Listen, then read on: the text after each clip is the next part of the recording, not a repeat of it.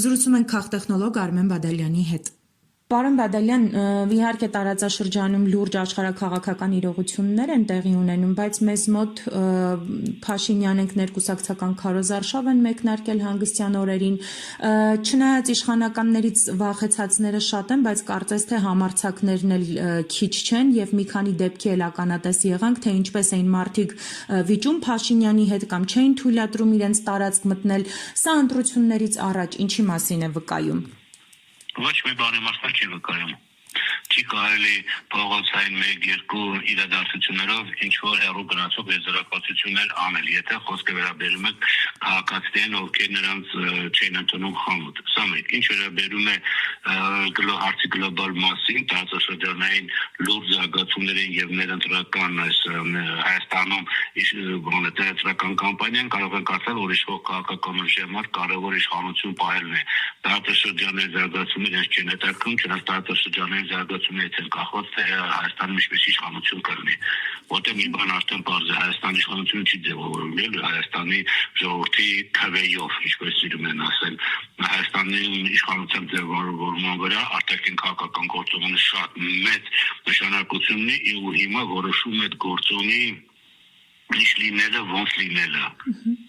Պարոն Բադալյան, հիմա այս քարոզարշավի ընթացքում իշխանությունը պերաշկի ուտելով կկարողանա իշխանությունը պահել։ Չէ, պերաշկի ուտելը դա այսպես շարքային քաղաքացուն այն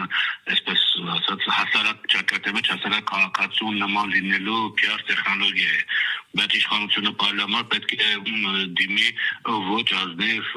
ընտրական տեխնոլոգիաների կամ մոլդովական սցենարի։ Ուրիշ ոչ մի տարբերակով բացառությամբ մոլդովական սցենարը ինքը չի կարող իշխանություն պահել, որտեղ խաղի մեջ եթե մտնում են ամբողջ իրենց հզորությամբ ուժեղ Հայաստանի Սաղ Կարապետյանի գլխավորությամբ եւ դոկ կուսակցությունը Վարդան Ղուկասյանի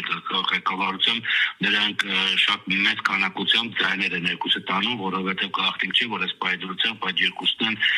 ֆավորիտները Հայաստանի ներընտրական կամպանիայի իշխող քաղաքական ուժը լավագույն դեպքում դա երրորդ ընդամենատեղն է։ Այն երկուսի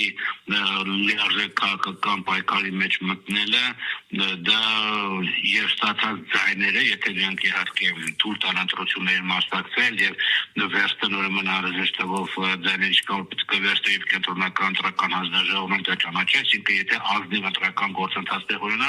առաջի երկու տեղը կբռնեն այդ երկու ուժերը, այս պայծրության դժվարացում տնյանցից ով առաջինը կլինի։ Բայց երկուսում երրորդ տեղը նոր կլինի Վարդան ԿՊ-ն, իսկ չորրորդը կլինի մնացած ուրեմն այլ ուժերը, որոնք այս պայծրությամբ նոր մտնում են կամ պիտի մտնեն ինչ-որ այս նախընտրական կամպանիայի մեջ։ Իսկ այդպես ոնց կլինի հետագայում դժվար ասել, բայց պետք է նշենք, որ պերաշկի ուտելով չէ, որ կվերներ պիտի վերստեն բանանելու։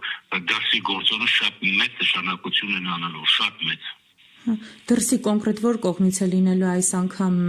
գործոնը։ Չէ, մի կողմը արդեն հաստատ ասել է, արևմտյան կողմը ասել է, արևմտյան չէ, Եվրոմիության կողմը ասել է, իրանք մոլդովական սցենար են անելու։ Հիմա այստեղ որոշվում է Իրանը կդիմանա այս ճնշումներին, թե չի դիմանա եւ դիմանալուց հետո ինչպիսի վերաբերմունք կդրսևորի հայ իշխանությունների նկատմամբ Ռուսաստանի ինչպիսի վերաբերմունք կդրսևորի, այսինքն բազմաթիվ հարցեր կան։ Ինչպես կավարտի ամերիկյան կողմի նվտանգպես չէ, որ ինքը հարձակվում է հաղթող է, բավոր պարտվից դա էական նշանակություն կունենա։ Այսինքն դրսի կողմացել մի կողմը պարզ է կա, դեռևս անգամ պետք է ասել Եվրոմիությունայի կողմը մոլդովական սցենարին, բայց ասող միջև վերջ կգնա թե չէ, դա էլ արդեն մի քիչ բանը անհասկանալի, որտեղ իրավիճակը է փոխվում հիմա դասում։ Դա միջև դա չհստակեցվի, չեն կարող վերջնական պատասխան տալ, թե ինչ ամենապատկերի, իսկ առանց այդ ամենապատկերի Հայաստանի ներքաղաքական կյանքը չեն կարող նկարագրել։ Մի բան պարզ է, թող ոչ ոք ուժ չունենա, թե հասարակությունը գնալու է քարեյով որոշի թողնելու Հայաստանի իշխանությունը, այդպեսի բան չի լինելու։ Այսինքն վերջին պահին կարող են Նիկոլ Փաշինյանին մենակ թողնել ընտրությունների նախաշեմին։ Ով։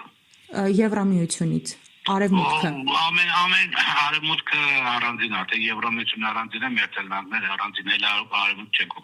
օգտագործում են կամ Եվրոմիության գլոբալիստներ կամ ԱՄՆ-ն։ ԱՄՆ-ն ինքը տրիպներով ուրեմն օգտագործում զուտ է Իրանի համար։ Հիմա եթե Իրանում ոչ մի հաջողություն չունեցավ, իսկ կարող է տրիպնել Ռուսաստանին հանձնի գնա, եթե Ռուսաստանը վերցրեց բնականաբար տրիպը եւ վերցած Թուրքիա-Ադրբեջան ճանապարհային հսկողությունների վրա այդ դեպքում Հայաստանը բնականաբար այս իշխանությունը չունենա, որքի ուրիշ իշխանություն կունենա, բայց արդեն զարգացական նշանակություն կլինի Հայաստանը որպես պետություն։ Այսինքն հիմա այս գործընթացներն են տեղի ունենում։ Պարոն Բադալյան, եւ եւս մեկ հարց, այսինքն ոչ միայն ընտրություններից հետո եւ ընտրությունների ընթացքում կփորձեն ընտրակեղծիքներով որևէ բան անել, այլ մինչեւ այդ հնարավոր է Ես եմ ասում կփորձեն ընտրակեղծիքներով բան անել, ասեմ, եթե չլեն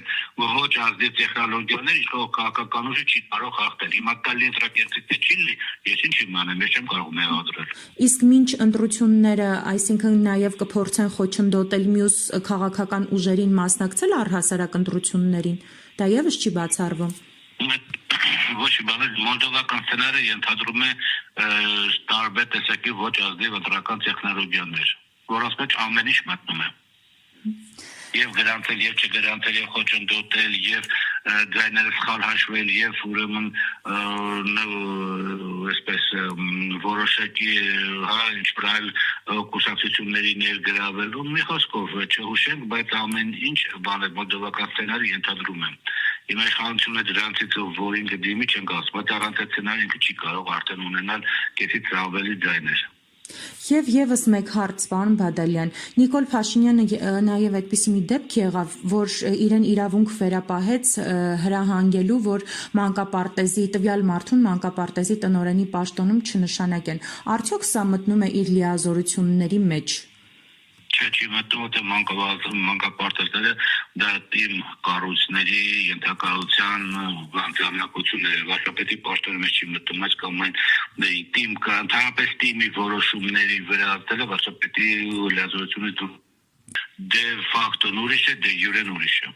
Շնորհակալ եմ մեկնաբանության համար։